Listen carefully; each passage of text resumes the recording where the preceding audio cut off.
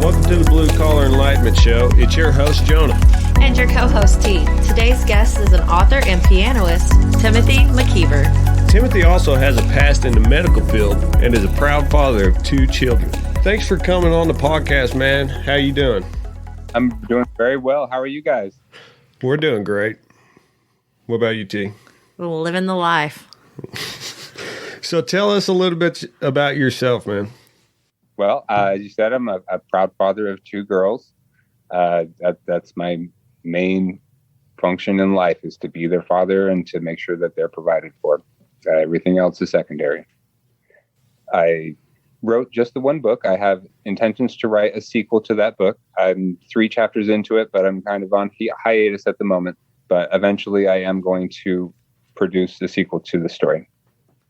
So what is your book called? It's got a lofty title. It's called The Epic of Alexander, The Endless Death of Daniel Dwyer. I've definitely, you have it out on YouTube, and I've definitely tuned into, I think I'm 6 chapters into it. Nice. Thank you. Yeah, it's really interesting how you tell that story, and I'm kind of confused, but I think the further I get in, the more I'll start to understand. I understand about how the story goes, but I'm trying to get a more in-depth And understanding. that's what my readers have said. They say that they have lots of questions in the beginning while they're reading, but by the end, all the questions are answered, and they get a strong grip of everything. And that's how a book should be, so that keeps you interested and you read the whole thing. So you got it going for you there. Thank you. So what was the inspiration behind this particular story? Believe it or not, I had this story in my head for about 25 years. The actual origin story of this story is of my friend in high school, because he knew that I had a talent for creative writing, asked me to write a story about a genre that he was interested in, which was vampires and werewolves.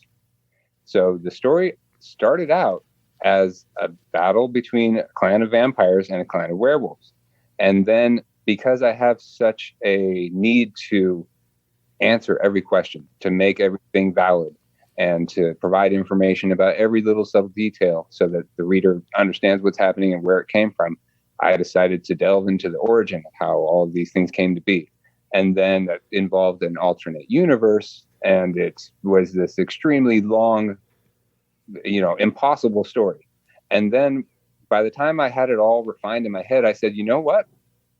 This other universe story, this origin story of where all this came from, is way more interesting, and it doesn't borrow old tropes. There's no vampires, werewolves, or dragons, anything like that. It's all very original kind of stuff. So I said, okay, I can cut out all of the things that my friend basically wanted me to write and go with the story that came about as a result of thinking about writing that story. That's actually pretty interesting. So you kind of just took it your own path. You said, look, man, I like what you're doing, but I'm going to do my own thing here. And it's kind of just rolled into it. Yeah, you made it your own and not somebody else's idea. Yeah.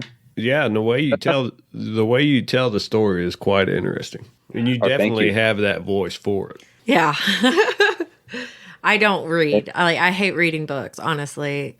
If it's on audiobook, I definitely will listen, because I'm a podcast girl. Like, if I'm in the car driving, I can listen to people talk all day long, but I cannot find myself. I struggled in school reading too, so I find myself definitely more into audiobooks. So I appreciate the YouTube. I think that happens to a lot of people. It's so much easier because your multiple senses are engaged while you're watching or listening to something, as opposed to when you're reading, you can tend to read and think at the same time. So you're more concentrating on your thoughts, and you can actually read a full paragraph and not comprehend anything of what you were reading because you were thinking simultaneously. Absolutely. That's my life. Yes, you just said it. Yeah, that is my life. I will sometimes have to read a paragraph like 3 times. Just to be like, oh, yeah. And then sometimes I'll have to be like, oh, I forgot the paragraph before, too. Yeah. Yeah, I'm the same way. Like, I'll read it and I'll read it and I'll read it. And then finally I'm like, you got to actually read it. So, yeah, I totally get that. You can get caught up in your own mind of trying to picture the story that's coming out on the pages. Mm-hmm. Right. I was surprised when I was writing because I had a strong foundation. I had the beginning, I had the middle, I had the end. But there were loose ideas that I didn't have like pinned down to this is the name of this character. This is exactly how they get to this point. And a lot of that just came out where when I was during the writing process, I wrote the book very quickly. And I was just basically saying, okay, I know kind of where I want to get to. Let's see what happens. And a lot of what I was really blown away by just came up on the spot. Nothing to do with the core of the story, but all the little details that came about. I was like, wow, that was really cool. Like it wrote itself. Yeah, definitely. Your imagination came to works, and just that part of your brain that you don't normally probably use, in a sense, just came out. That's how I get with quilting. Like, I know that sounds silly, but when I'm sewing, that happens too. I'm like, I get inspirations from the littlest things, and then I can make something gorgeous out of it. So, right. It's awesome. So what sparked your... Oh, sorry. No. I was just saying it's not like it was planned from the beginning. Absolutely. Something that was truly inspired. Yeah. You can have an outline of something and then you just fill it with whatever thoughts you're having. No, I totally get that. I always said that I had a horrible imagination until I actually got into something I loved. Like, I paint and I sew. So that's like how I get my imagination out. I totally get it. So what sparked your interest to get into writing? When I was little, so I taught myself how to read and write before I got into school, which actually kind of got me into trouble in the sense that I write my letters backwards, which isn't really backwards. You can look at them and see that they're all facing the right way. But my second grade teacher insisted that I was writing backwards. And I didn't understand what she was trying to tell me until I learned that everybody's supposed to start writing their letters from the top of the line and go down. And I always started from the bottom and went up. So I would still produce a letter that was a triangle with a line horizontally in the middle to produce an A. I just didn't do it the way that they wanted you to do it, with the way they teach you in school. So my handwriting resembles that of a young child as a result. Mine does too, but I feel like I write how they teach you in school. I guess I've never really paid attention to how you write. You know what I mean? You just kind of do it once you're actually doing it. Someone pointed out to me one day because they used the exact same words that my teacher had used. They said, wow, you write backwards. And I said, what are you talking about? I don't write backwards. I can read that. It's facing forward. And then he took the time to show me exactly what he was talking about, in the sense that I start my letters in the wrong place. So some of my letters, look very similar to other letters. And unless you have something to interpret it with context, you might not ever know if it's an N or an M or, et cetera. Well, that's amazing. That's good to know. That just shows you how different people are and like how many different ways you can do different things. And that's what this show is about. Right. I know. You just enlightened me on something. So good job.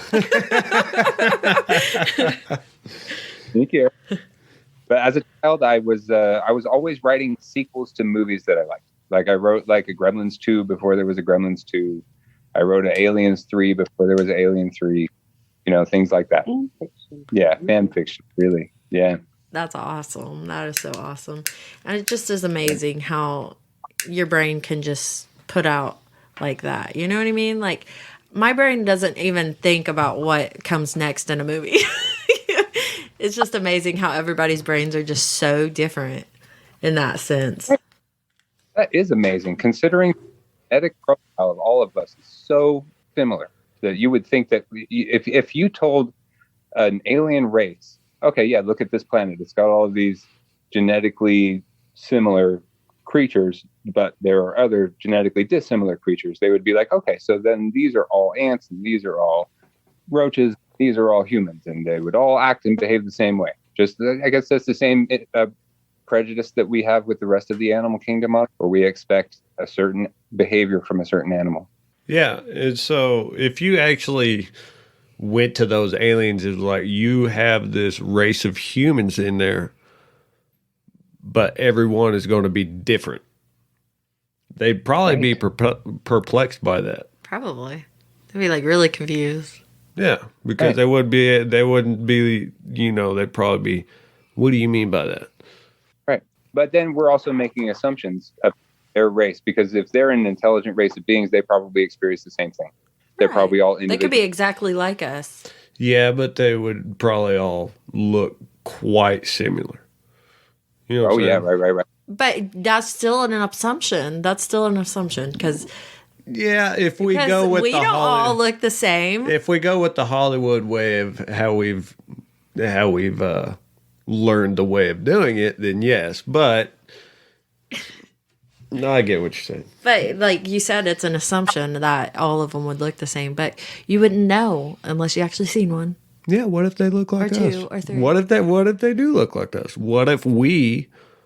Oh man, we're going down the rabbit hole. We are so off subject. Oh no, we've already been there. So is it okay if we go there?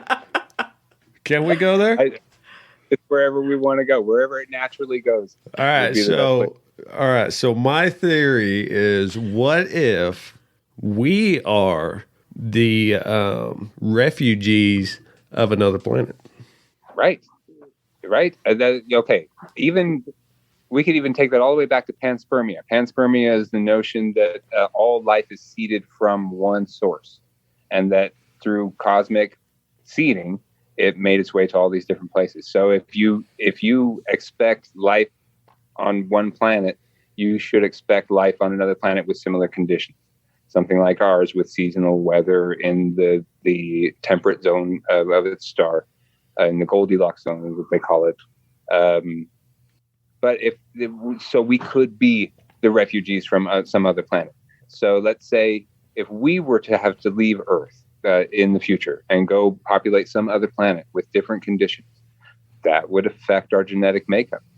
You can affect your genetic makeup in your lifetime just by, say, you're born without a predisposition for alcoholism, and then you expose yourself to tons of alcohol on a regular basis. You change your genetic material to make it so that you have any children after that point, they will also have a predisposition for that alcohol gene. So I never even thought about that. Yeah. So if you're on some ever thought about that. Yeah, you got to remember, he was also a medical guy. I know. I wasn't saying anything. I was just like, I just never thought that deep into like how genetics really go about, because it's like you can genetically make up something for your children. Like, I never thought about that. Right. Boy, this is a very enlightening episode, then, isn't it? Yes. So if you're really dedicated to your children years in advance, you could even change your diet, change your lifestyle in order to modify your genetic material to make them more healthy and more fit in some sense, but not in every respect. I mean, there are so many limitations. Not everybody is the same, but the effort is not going to hurt things. Absolutely. I get that. Yeah. That's interesting. See, I knew that like every 7 years, your allergies could change. Like every 7 years, you could be allergic to something you weren't before, or you could grow out of the allergy you had. Like, I was allergic to penicillin. Now I may not be, but we don't want to test it. But it's been 20 years. There's a good chance I'm probably not. I sure know that after 7 years, stuff drops off your credit score.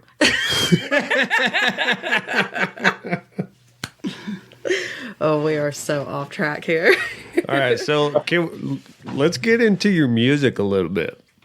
So where do you get your ideas from for your music? For the most part, I would just sit down and start playing.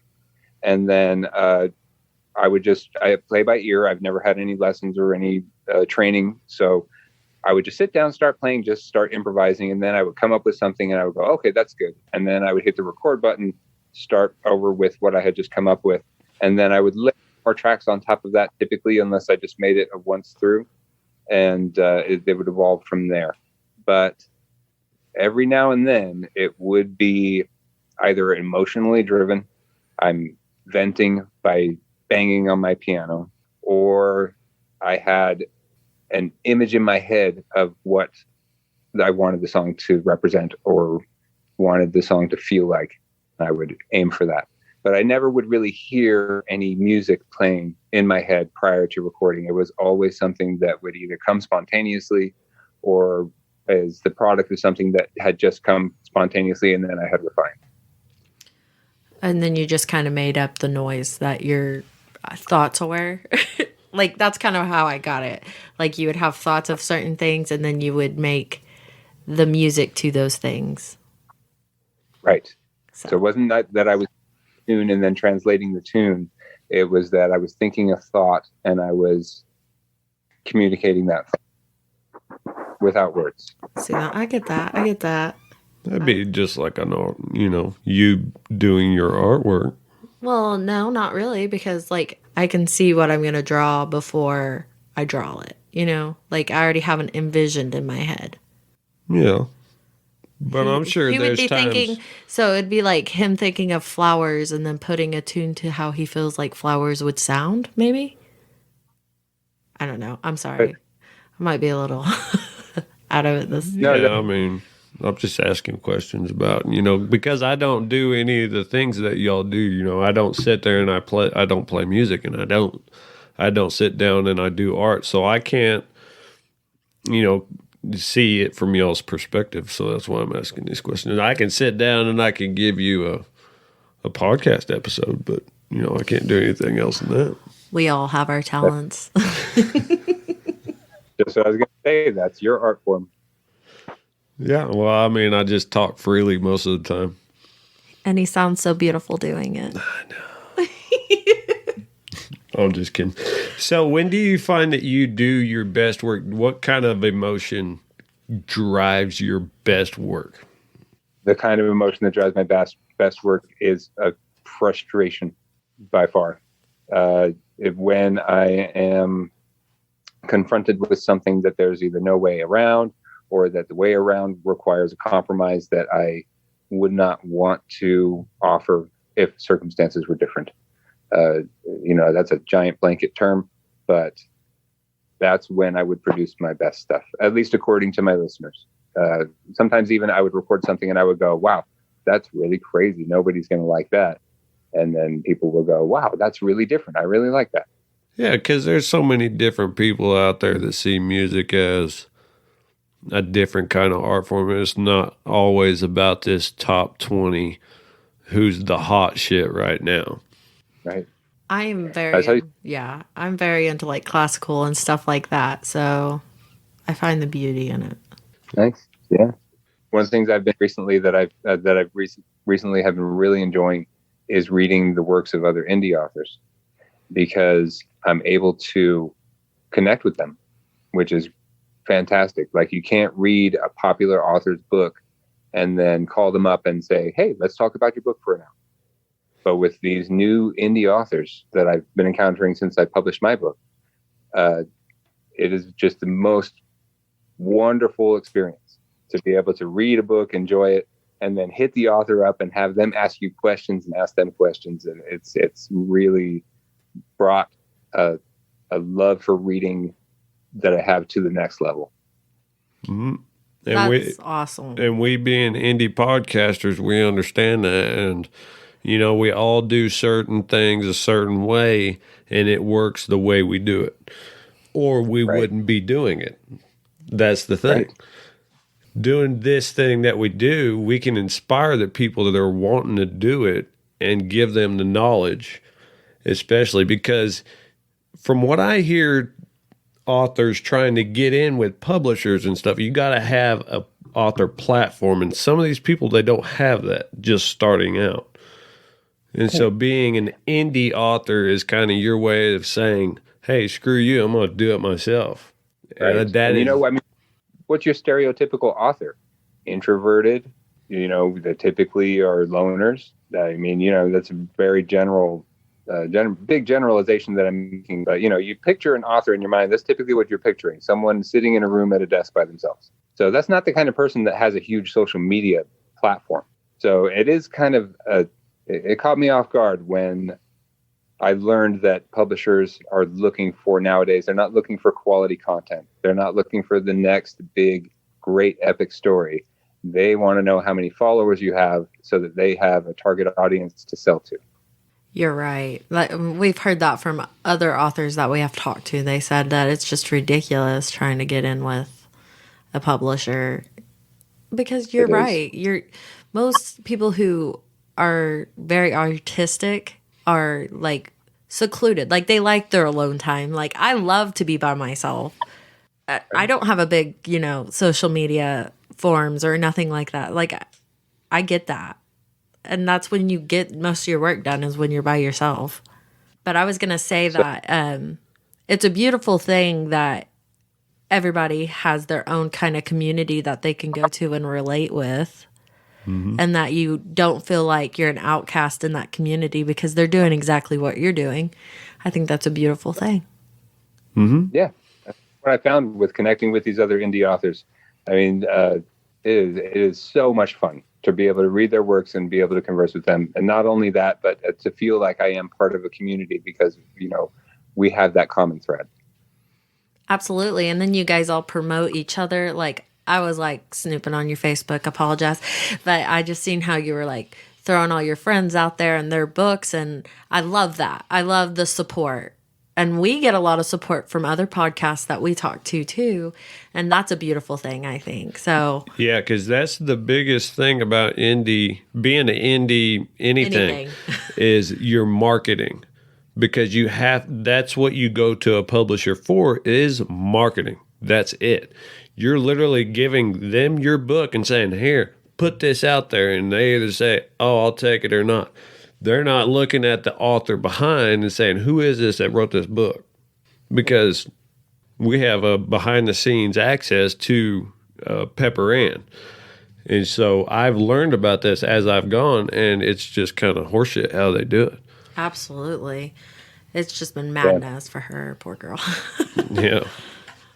But Raheem, he has 5 books out. All of them are bestsellers, and 3 of them were like #1 new release bestsellers, I believe. Yeah, but that was in Jamaica. Mm-hmm. So it's great that, at least they're getting recognition for it. I've been told also that writing more frequently is the way to go. Because if you get one reader, or say if you get 100 readers that read your first book, then you produce the second one in a series, you get 150 that read that one, and then you get another 50 from reading your first one because the interest continues to grow. But that's also, that's a gamble. It's a big investment to be able to just produce the book in the first place. Mm-hmm. Investment and if you want to buy the copyright, buy your own ISBN, your own UPC, all that stuff adds up. Well, I could see that. And then if you're just rushing to get through your next book, then you're probably going to lose interest. You know what I mean? Like, is it going to be as interesting if you're rushing through it? Are you going to get everything out there that you're wanting to get out there if you're just like trying to push your way through it? Right. And I'm sure there's some point where authors that do that religiously, that it becomes like work to them and not fun anymore. Right. So I can't imagine myself saying, oh, I'm going to retire from writing. But I'm sure there are people out there that feel that way. Yeah. And a lot of these things that, people are doing can do it past retirement, especially writing. You could be writing into 90 years old and still putting gold out there. Just your mind is in the right mindset. Yeah. But if you're overdoing it, then you get burnt out on things. Yeah, but if, like he said, if you love it and you're doing it because of the love of it. But is it not true that you can love something and do it too much that you get burnt out on it? You can still love it, but not be so inspired to do it because you've done it so much. Yeah, I can see that perspective. Absolutely. That's why a lot of people stop like painting and they stop sewing, and because it becomes more of a chore to them than a hobby or like something that they love. It becomes, I have to finish this, almost like it's what am I looking for? I see where you're going with it. It's a deadline. You give yourself deadlines and you have to do it. I got you. Yep, deadline. Take fun into work every time. Yes. And you should just always love what you're doing. I'm a firm believer in that. This is very enlightening episode. We're really into this. We're getting a great conversation going. So, have you considered tying your music in with your books? I've had several listeners and readers that have suggested that I do that. If I were to re-record the audiobook, which I released onto YouTube, then I would probably consider incorporating some of the music. I find that when I listen to audiobooks myself, the music is always welcome, and it gives you usually a distinct breaking point between chapters or sections. So it's also a good place to that you're going to be able to pause soon, et cetera, et cetera. So, and it just makes the whole experience more enjoyable. So I probably will at some point. Heck yeah, that'd be awesome. Yeah, and I was going to say that if you have a little bit music kind of breaking up everything else, it kind of helps with the thought process. For me, as somebody who gets distracted very easily with what I'm doing. Yeah, you could probably bring in bring people's focus with the music that you put, just lightly putting it into the background during some of those intense sentences that you're putting out there. Oh, that would be music. It would be beautiful. It would be beautiful. But I was going to ask you, how long did it take you to record your book for YouTube? It took about 3 or 4 weeks. I was just did curious. About maybe a chapter. Yeah, the majority of the time of that, it was just me making mistakes over and over and over again, trying to read the book. Because I would try and record as much as I could as possible in the beginning. And then I said, okay, you know what? Little 30 and 45-second sound bites work. Because if I try and go any longer than that, I'm going to stumble over my own tongue and mispronounce some word. And I'll tell you, my least favorite word in the entire English vocabulary right now is the word inexplicably. Inexplicably. You didn't even say that right. I can't even say that right myself. Inexplicably. Yeah, bro. I'm right there with you, Bo. Yeah. I am if I start getting into something, reading it fast, or feel like somebody's listening to me read it, then I will definitely stumble. Ask Jonah, I have to go through intros 4, 5, 10 times sometimes because I just get caught up and I'm trying to read it so fast and my eyes are going faster than my words are coming out. So I jumble my words together. So I totally get that.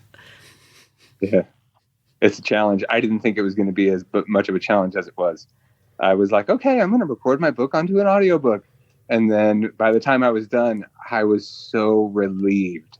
I didn't expect it to take that long. I didn't expect it to be that challenging. But I give kudos to those people that record audiobooks. That is a tough job. Absolutely. Because you got to be patient with yourself when you're doing it too. Because, I'm like a speed reader with a slow speaking head. My brain reads it so fast, but my mouth only goes so fast. And I'm a fast talker if we're getting real. Oh yeah, you lose me sometimes. I made a number of mistakes while I was recording that audiobook, but the one that I look back on, I can't remember what chapter it was in, but they were talking about dark energy and how it's forcing the expansion of the universe. And it was a long run-on sentence. And at the very end of the sentence, I said that they didn't know what energy supplied this force. And that's what I was supposed to say. So while I was reading it, my mind said, but wait a minute, dark energy isn't one of the forces. So I said, dark energy supplied this energy. And I was like, oh man, that sounds so bad. But it was, like I said, it was the end of a really long run-on sentence. So when I got it recorded that first time, even though I said the wrong word at the end, I was like, cut and print.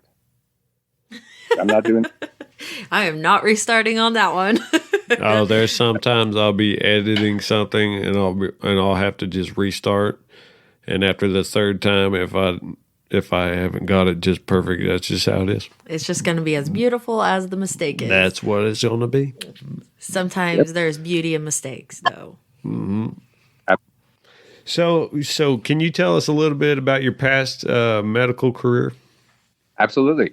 I got my EMT and my advanced EMT certification with the aim of getting into the fire department here in Las Vegas. I tried out several times, but never made it into the fire department. I was working for the Hard Rock Hotel. And when the Hard Rock Hotel closed its doors, I used my medical certification and went and worked for the Las Vegas City Jail.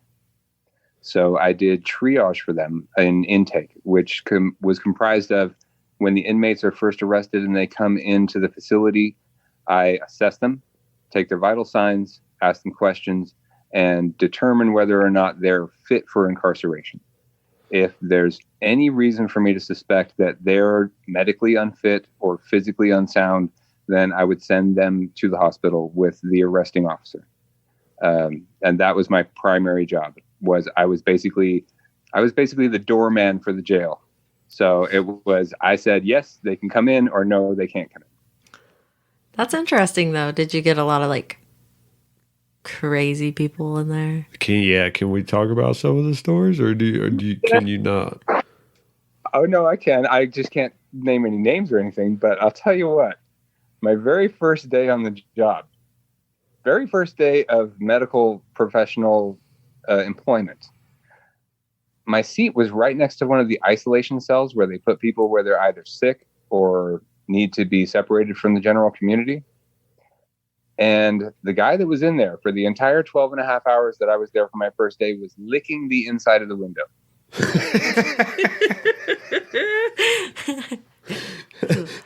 He was like, ooh, got some fresh meat up in here.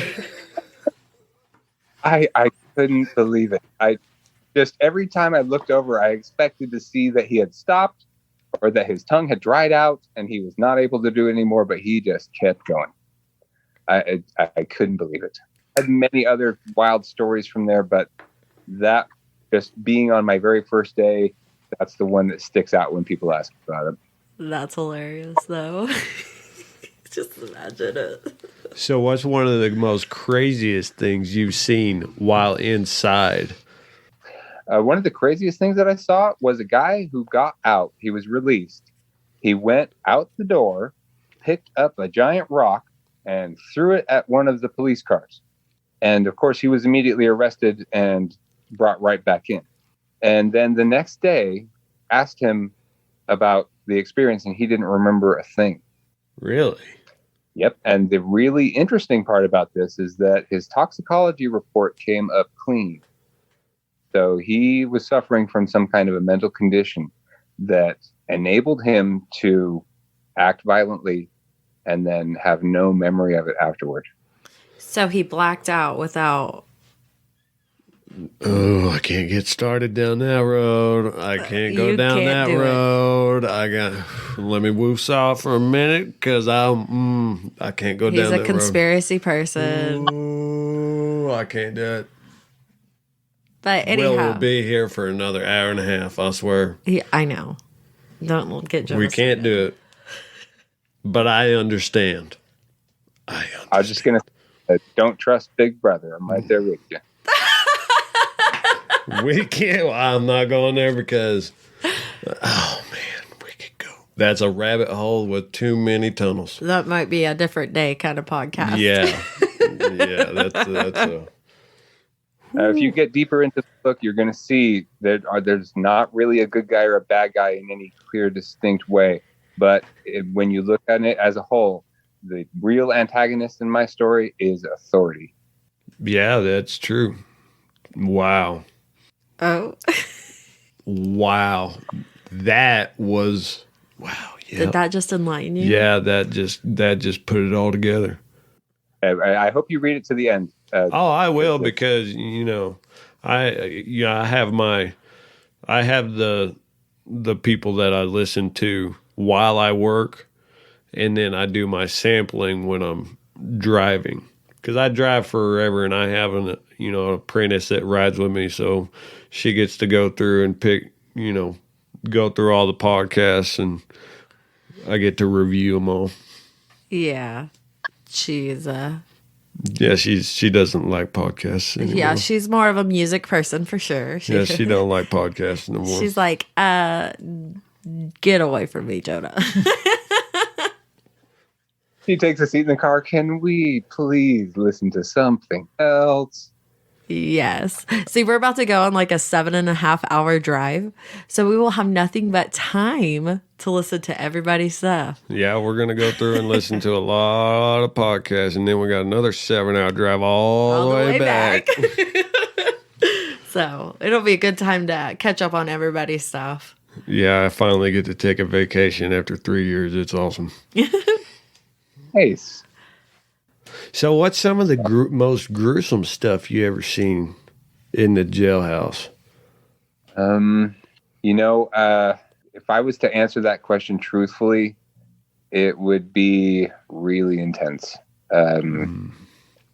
Because there were some bad people that came through there. It wasn't something. Okay, the thing that made the biggest impact on me was the stories behind some of these perpetrators' crimes. And some of them are just so highly graphic, it would be hard for me to even tell you. And it's not in your best interest for me to tell you, because it emotionally affected me to such a level that I didn't realize while I was working there how bad it affected me. But after I was done and I thought back and I, recaptured some of these stories in my mind, that I was angry with these people while I was treating them. I didn't want to hurt them. I didn't want any ill will toward them whatsoever. And I still would never hurt or, offer any ill will toward any of them. But some of the things that they did were horrendous. And they would just talk about completely devastating someone else's life. And you'd ask them why. And it was because they saw it and they wanted it. And it was Tuesday and they did the same thing last week. So why not?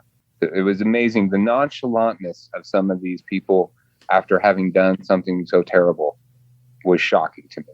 Yeah. Totally get that though. But we completely respect not saying what you don't want to say. So, what has been the most enlightening moment that you've had on your journey?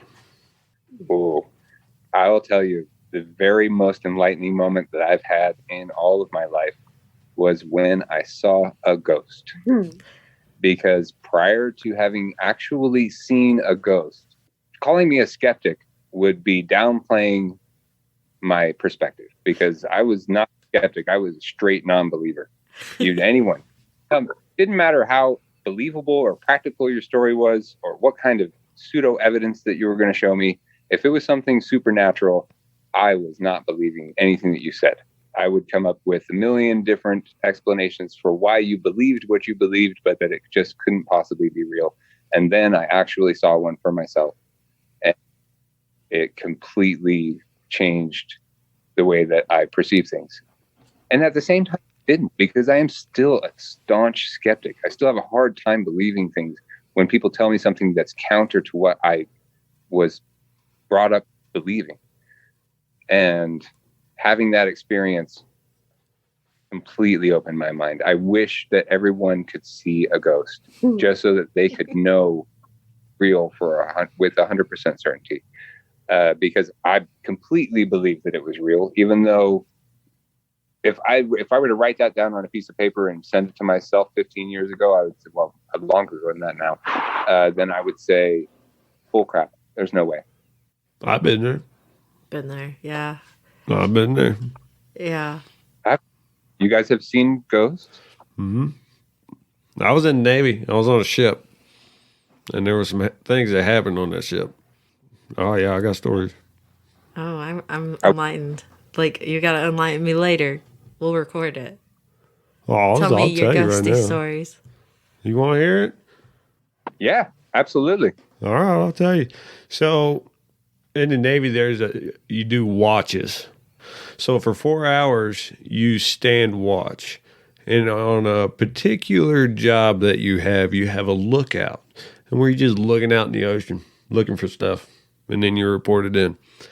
So the back of this ship was kind of a hot topic because there was a few things that happened back there. A guy jumped over. got churned up into the propellers. And so Goodness. it was a story going around about a dude dressed in his dress whites, just walk, and you could see him just like a regular person. And you would see him walk to the back of the ship, stand there, and then jump. And I seen it. 2 o'clock in the morning, so I thought I was dead. I thought I was asleep. I thought I dreamt it. I was like, what just happened?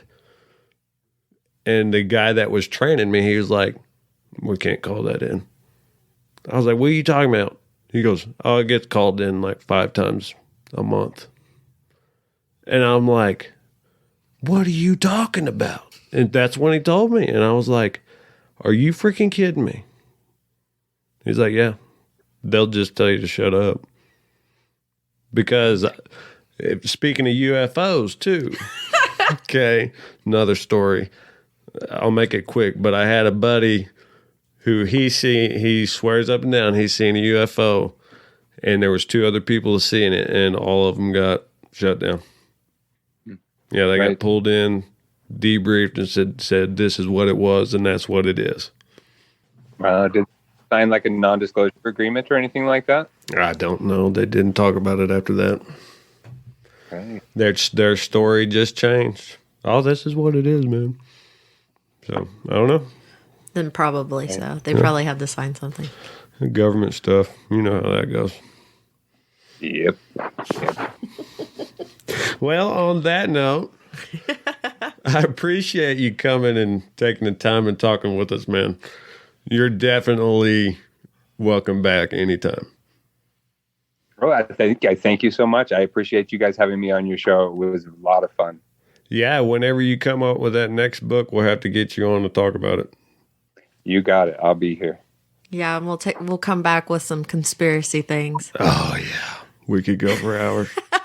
But we can't. Yeah. Because that's all the time we have for today.